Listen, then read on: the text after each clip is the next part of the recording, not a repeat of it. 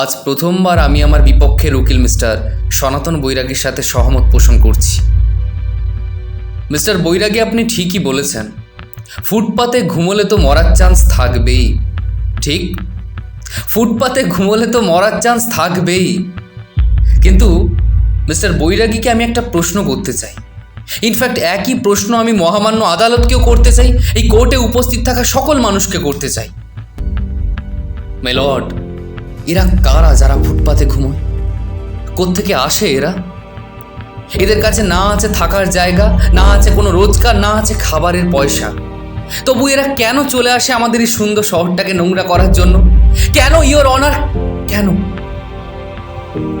এই অর্ধনগ্ন ক্ষুধার্ত মানুষগুলোর কাছে কিচ্ছু নেই, তবে এদের একটা অধিকার আছে ইওর অনার, সেটা হলো ন্যায় বিচার পাওয়ার অধিকার।